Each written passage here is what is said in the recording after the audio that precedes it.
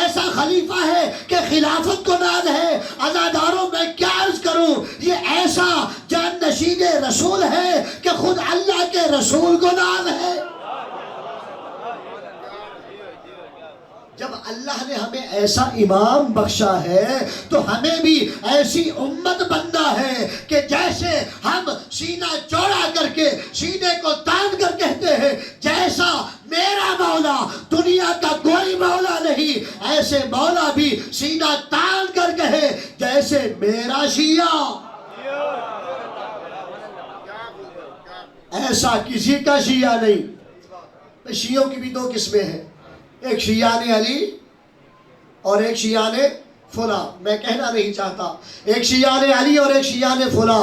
ہمیں شیعان علی بننا ہے، اپنی ولایت کو محفوظ کرنا ہے۔ عزیزان محترم، بس آج چہلم کا جلوس برآمد ہوگا۔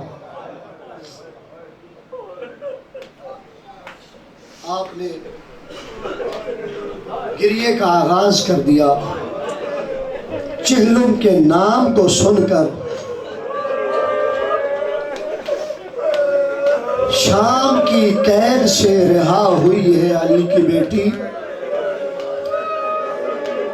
شام کی قیدوں کو نبھا چکی ہے بطول زادی، سیاہ لباس زیب تن کر چکی ہے رسول کی دختر۔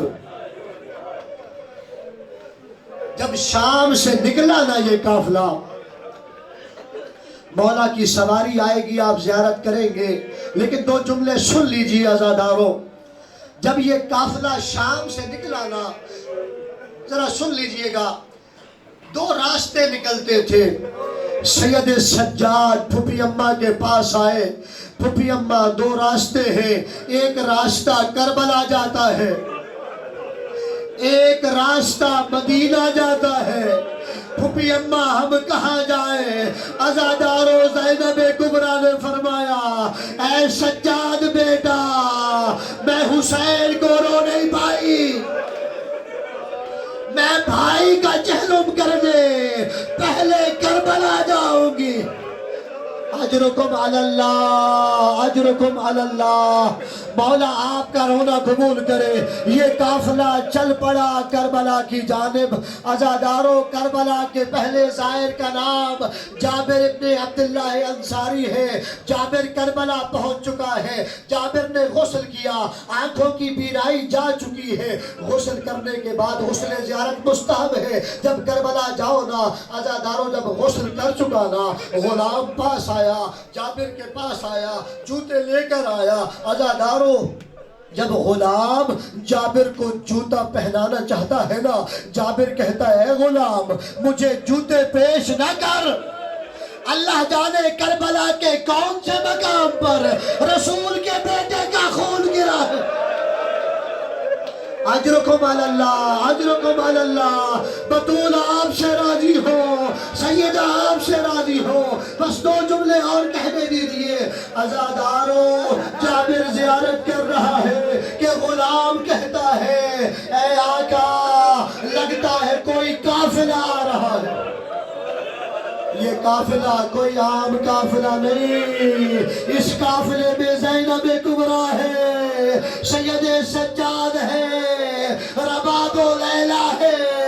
عزاداروں، یہ قافلہ آیا، کربلا میں داخل ہوا، جناب زینب کو کبھی وہ منظر یاد آتا ہے کہ علی اکبر کے سینے میں سلا توڑی گئی، کہیں علی اکبر کا ماتم، کہیں وہ منظر یاد آتا ہے کہ ششمہ صغیر کو اس کی گلے پر تیر چلایا گیا، کہیں وہ منظر یاد آتا ہے جہاں عباس علمدار کے بازوؤں کو کاٹا گیا۔ لیکن عزاداروں، ایک وہ منظر زینب کو یاد آیا ہوگا جب بھائی کے گلے پر شمر کمینہ خنجر چلا رہا تھا، 70 قدم پہ بہن دیکھ رہی تھی اور کہہ رہی تھی اے پسر سعد، ارے تو دیکھ رہا ہے میرا ماں جایا ذبح کی کیا جا رہا ہے. بس عزادارو ایک آخری جملہ کہنے دیجئے, اس کے بعد مولا کی سواری کی زیارت کریں گے.